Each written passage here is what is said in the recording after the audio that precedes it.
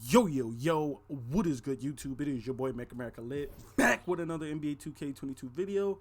And in today's video, I decided to put out another guide slash tutorial slash video, whatever you guys want to call it. Now, not too long ago, I put out a guide trying to help players with shooting in NBA 2K22. And I just thought that I would put out another guide or whatever like that, because I don't really see a lot of people making content like this or videos like this trying to really help people play better defense or shoot better, dribble better and stuff like that. Like, people put out tutorials and stuff like that just showing you what their dribble moves is, but I don't think anybody really teaches people like the ins and outs and how to really truly be a better, shooter or defender or whatever it might be. You know what I'm saying? And a lot of times I end up playing with random, so the more I help you guys out, the more likelihood that I will get better teammates when I go into rec and, park and stuff like that. You know what I'm saying? I already deleted 2K21, and, 2K21's been long deleted long ago, so I can't check my stats on there, and I'm not about to re-download 2K21 just to show you guys my stats or whatever like that. But I primarily played rec and pro-am, and I averaged about 2.7 to 2.9 steals per game in the rec, and around 3.5, 3.6, 3.7, somewhere around that ballpark in pro-am.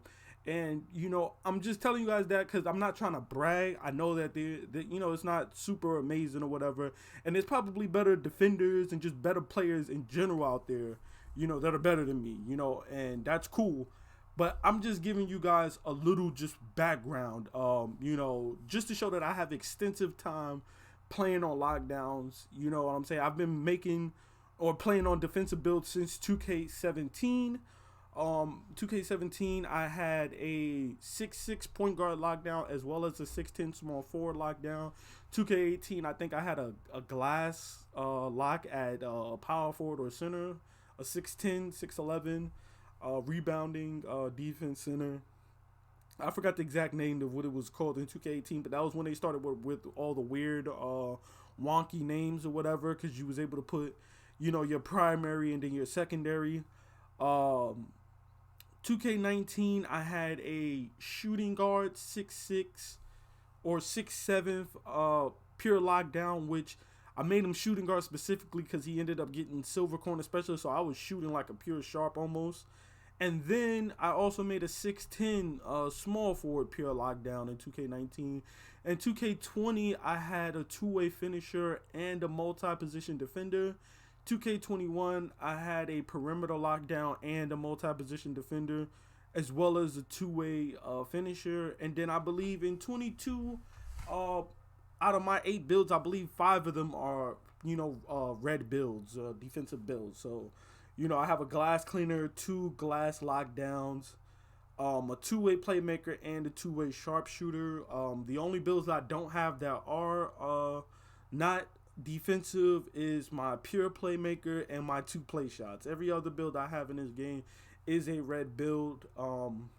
There's going to be a bevy of things going into this that's going to make you a better defender or whatever like that. There's plenty of different attributes and things that you can choose or whatever like that that's going to make you a better defender. But as you can see right now, I'm offline. They're actually working on my internet, so I can't even play online right now. So I'm going to be starting this off with just some offline stuff that's going to be able to help you guys or whatever like that. So I'll say the first thing that you should be concerned with is attributes. I think attributes is one of the most important things as far as builds go. I personally believe that you can play great defense on any build if you are a truly great defender. But even then, there is a limit to that. I can be the best defender in the world, but if you give me a player that only has a 55 lateral quickness and a 55 perimeter defense, it's only going to be so much that I can do. You know what I'm saying? If you're playing on a build and your speed is a 60 or a 70 and you're guarding people with 99 speed, there is only so much that you can do. You know what I'm saying? And you can only really do what your attributes allow you to do. Obviously, you can overachieve and you can play, greater defense than what your build is, capable of. But eventually you're going to be limited to certain things you could do. You know, if you have a super low block or super low vertical, then you aren't going to be catching snatch blocks and chase down blocks frequently. You might be able to do it, but you won't be able to do it at a frequent rate. You know what I'm saying? If you have low interior defense or low block, that means dudes are going to make a lot of layups on you and they're going to dunk on you. You know what I'm saying? Yeah, you could put on rim protector on bronze or gold or whatever, and sure, you may get stops, you might get snatch blocks here and there, but if you have a 50 lower interior defense or whatever like that, and then you have like a 40 something block, yeah, they're gonna dunk on you a lot. They're gonna make stuff, you know, down low on you. It's just is what it is, you know. As far as defending goes, you know, I feel like you want a bare minimum of at least a 75, you know, perimeter and lateral and stuff like that. The higher you go, yes, it will get better. You know what I'm saying? But I feel like anything lower than like a 75, maybe a 70, depending on what position you're playing, you're just going to be a traffic cone on defense, you know, especially when you're getting matched up against sub 6'4", 6'3" guards, you know, with 99 speed, Hall of Fame quick first step, and all of these badges and stuff like that. You know, your shot contest isn't going to be that great because you're going to be chasing these dudes and they're going to have Hall of Fame blinders and stuff like that. So, like, if you look at players, you know what I'm saying? You look at their perimeter defense, you're going to want somewhere around, you know, this. So let me go to detail view so you guys can see the actual defensive stats and stuff like that. You know what I'm saying? And you'll see that a lot of players, they don't really have super high, you know, attributes or whatever like that, because most players in the NBA is more, you know, contributed to offense than defense. But I'm looking at Matisse Thybulle here, and you see he got a 98 steal. He has an 89 perimeter defense. You know what I'm saying? Like, that's going to help with, you know, getting those contests, because, you know, you do get shot contests or whatever in regular, you know, NBA, my league and stuff like that. But in my career, we don't get a shot contest rating. So our shot contest rating is going based on whatever your perimeter defense is. So you see he has a high perimeter defense. So that's what you should be looking at if you're trying to get like a really good shot contest or whatever like that or whatever. You know what I'm saying? If you want to be able to play on a perimeter and stuff like that, shot contest is going to matter a hell of a lot, you know, in this game. You know what I'm saying? Because you're not going to have a shot contest rating or whatever. So you're going to be looking at perimeter defense and stuff like that. You're going to be looking at lateral quickness. As you can see, his lateral quickness is 89, so it's pretty high. You know, again, I feel like you want at least a 75 perimeter, 75 lateral. That right there is the bare minimum that you would need to play really good defense. Now, once you start getting higher than that, you start looking at 80, 85, 90. Now you're starting to look at, you know, being in the lockdown range or whatever. Another important thing, you know, number 2 that I would say is very important to playing extremely good defense would be badge selection. You know what I'm saying? Your badge selection is just as crucial as your attributes. You know what I'm saying? Your attributes matter, but they're only going to take you so far when you're matching up against a player with a bunch of badges and stuff like that. You know what I'm saying? Your tier 1 badges are going to be badges like ankle braces, clamps, intimidator, pick dodger, and interceptor. These are like the what I would like to call on ball badges. You know what I'm saying? Clamps for like the 3rd or 4th year in a row is still hands down one of the most important defensive badges. It's going to help you with staying in front of your matchup. Intimidator seemed pretty useless last year. I felt like layups and shots and stuff like that dropped regardless. But this time around, it seems just a little bit better, especially after they boost the badge or whatever like that. They buffed the Intimidator badge, I believe, in Season 2. So I feel like Intimidator is definitely worth using. Interceptor is still one of the best defensive badges in the game. It's going to help you with not only playing on-ball defense, but it's also going to help you with playing off-ball defense while you're guarding your matchup and stuff like that as well, too. You know what I'm saying? Because I've noticed a lot of times when I'm playing on-ball defense and I'm, like, pressing the point guard or whoever's bringing the ball up, a lot of times if I'm pressing them and they don't have enough time, you know, and this is strictly in Rec and Pro-Am, they'll try to throw a pass to throw the ball up so they don't get an 8-second violation. A lot of times, if I time it properly, I can get a quick steal or deflection when they try to throw that pass to throw the ball up because they're panicking. They don't want to get a turnover or whatever. A lot of times, the interceptor on gold or Hall of Fame is enough to get that tip ball or even the steal completely. So interceptor plays a really important role when playing on-ball defense or even off-ball defense. Pick dodger, another badge that's going to help you when you're playing on-ball defense and dudes are setting screens. And even when you're playing off-ball, people are setting off-ball down screens and stuff like that for backdoor cuts and things like that nature or whatever. Pick dodger is going to help you along with like badges like off-ball pass, but I wouldn't really prioritize off-ball pass. Now, there is another badge that we still don't know how it functions, and that is the Menace Badge.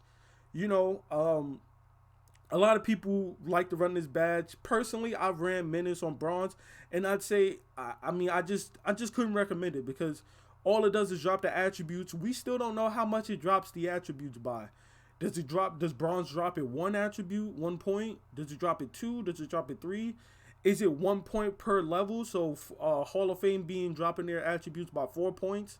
And the main reason why I don't really recommend running Menace is because it only triggers while you're bumping them and while you're in physical contact with your player that you're matching up against. You know what I'm saying? And it only works on the perimeter. It doesn't work down low when somebody's bodying you and posting you up and stuff like that. So it just seems like a really, really pointless badge to me. It just seems like a very, very specific badge. Maybe if I had 30 defensive badges, I would consider running it on like a bronze or silver or something like that. But it just doesn't seem like it's worth it. There's way too many better badges out there or whatever that you could be running. Another one would be ankle braces. That to me is the best badge in the game. It's going to stop all of those stun animations that people get from all the dribbling badges, not just some dribbling badges. So that means ankle braces will protect you from ankle breaker. It will protect you from Space Creator, and it will protect you from tight handles. So, to me, ankle braces is the #1 important badge. You want ankle braces, you want interceptor, and you want clamps. If you can manage to get Intimidator and Pick Dodger in there as well, then get those badges as well. But I think you should prioritize those 3 badges first and foremost. Ankle Breaker, then Interceptor, then Clamps. The number 3 thing I would say is important, and it's a little hard to get around because it's also reliant on you having a full team or playing with teammates, but call-outs. I know a lot of people, some people don't like being on mic. I'm one of those people. I like to like blast music while I play 2K. Some people play on mics. If I'm not with a full team, I really won't get on mic unless my teammates are doing something dumb. But regardless, callouts are important. No matter what game you're playing, it doesn't matter if you're playing, a Battle Royale, like Fortnite or a PUBG or something like that, or Apex Legends. You could be playing Call of Duty, Rainbow Six, 2K, FIFA, NHL. It doesn't really matter what game you're playing. If you're playing with a team, callouts can be the difference between winning or losing more often than not. Countless times I've played with actual friends, and I didn't even know they were screened until a green 3 is up in the air because I'm guarding my man and I'm focused on my man. I can't be ball watching all the time because then I'm getting beat backdoor with a backdoor cut or something. And now my man is scoring an alley-oop or a layup or a dunk or something because I was too busy watching what my teammates were doing. You know what I'm saying?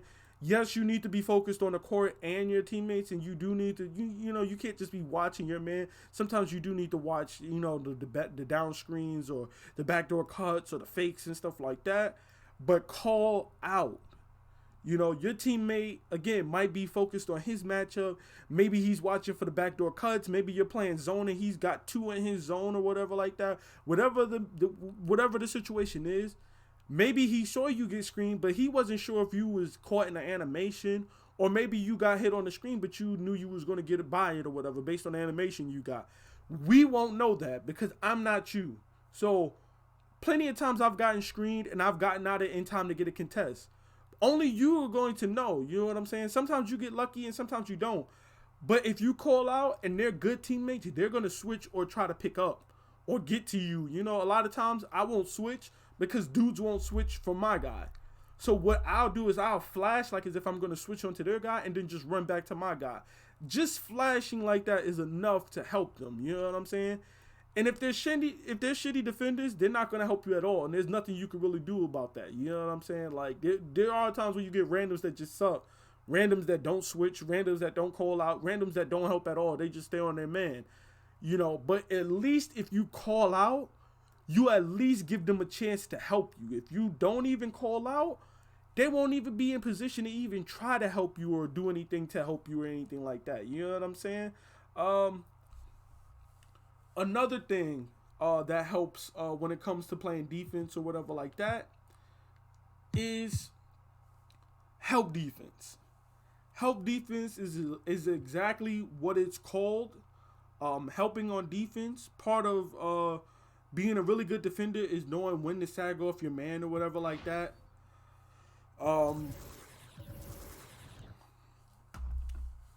The thing is, sometimes sagging off your man gets you killed, especially in 2K22 when everybody can pretty much shoot.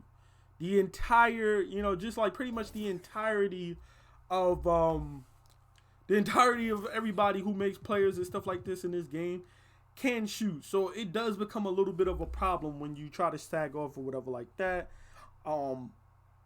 But the thing is, you gotta learn when to sag and when to play up, when to help, flashing, and when to hedge, soft hedge, hard hedge, stuff like that or whatever. Just doing a complete switch, flashing, like I said, is just basically a pump fake, but on defense. You basically run to your teammates matchup, pretend like you're going to step up or switch onto them, and then you can just run back to your guy.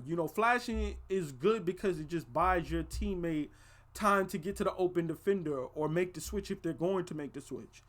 If I'm playing with randoms, I flash and just go back to my man because 9 times out of 10, they're not even going to guard my man. They're going to get hit by that screen and then they're going to just keep chasing the arrow, which is showing them on their guy. If I'm lucky enough to be playing with friends or whatever like that, then we'll just call out a switch or whatever, or I'll just hedge. And hedging is just basically when you help on the screen, you force them back to your teammate. So if somebody's setting the screen and they're on the right side of it and the screen is there and their man is coming to the left, basically you just sit on the other side of the screen. Now either they're going to switch onto your guy and you're going to switch onto their guy, which is just a switch, or the hedge, you're going to force him back to your man. You know what I'm saying? So instead of him coming to the left, you're going to force him basically to go back right to where he was coming from. And that's just going to be the hedge. You know what I'm saying? And obviously we all know what the switch is, where you just switch men. The number 5 thing that I would say that matters a lot when it comes to playing defense, and one of the most important aspects to being a good defender besides IQ is just having good discipline and just in general awareness of what's going on the court. Knowing when you're in foul trouble, knowing when you picked up, another foul and you already got 3 fouls and it's the first quarter or second quarter. You need to be aware of that. You need to be aware when you foul once and you're already under the 2-minute mark, so the other team is in a bonus. That is very vital. And can be the difference between a win or a loss sometimes, especially if you're in the fourth quarter or it's a close game and stuff like that, and you're giving up free throws when you could be getting stops. Knowing when it's better to help on the hedge or when it's better to just switch. Knowing when to just give up the 2-point layup instead of letting your guard get killed on screens, because I've seen a lot of centers don't want to step up on the screens and stuff like that, and they just sit in the paint. And guess what? If I'm getting hit with the Hall of Fame brick wall screen, there isn't going to be a rebound for you to sit in the paint for. You can sit in the paint all game, but if I'm getting killed possession after possession with Hall of Fame brick wall screens, guess what? He's going to green that shot every single time, and you're going to be sitting in the paint for nothing.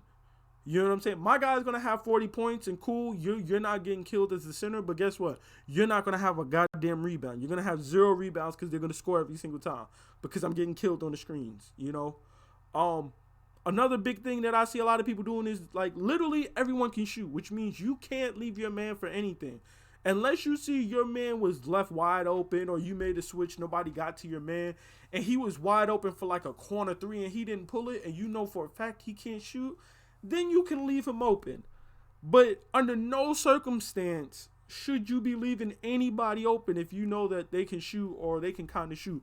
I don't care if they're hitting whites. I don't care if they didn't green a single shot. If they're hitting whites, that means they can shoot. Don't leave them open. You know what I'm saying? Another important thing is just, don't spam. I mean, seriously, just don't spam. You're just going to waste your stamina constantly reaching. And more importantly, if you don't have interceptor, you're more likely to go flying out of bounds while also not stealing the pass.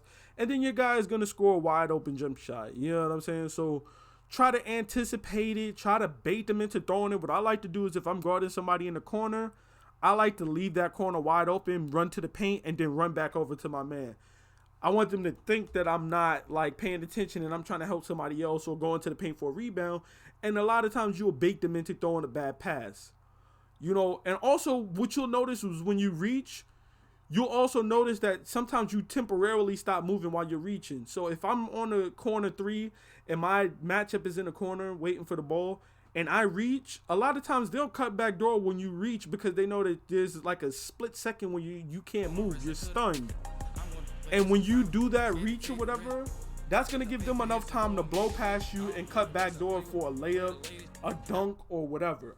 You know what I'm saying? And when you do that, that's when you're pretty much screwed, So try not to reach again. And honestly, this year I think a lot of people have potential to be good defenders. Even with how easy shooting is, even with the buff to offense and shooting and badges like blinders and sniper, the buff that defense has gotten has made playing both sides of the ball a little bit more fun. This year. So hopefully this video helps you guys with becoming better defenders and players overall. And, if you guys have any questions or anything like that, feel free to drop a comment or, even message me on Twitter or wherever. I'm more than happy to help you guys. And I'm more than happy to, answer any questions you guys have.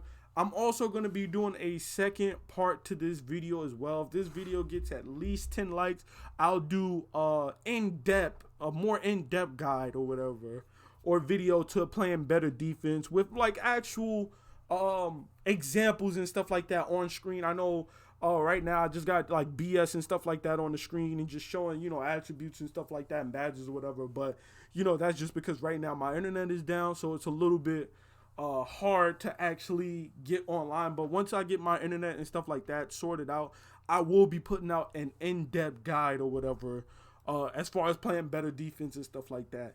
It's been your boy Make America Lit. Please be sure to drop a like, comment, and subscribe for more NBA 2K22 content, badge breakdowns, and build videos. I'm out. Peace.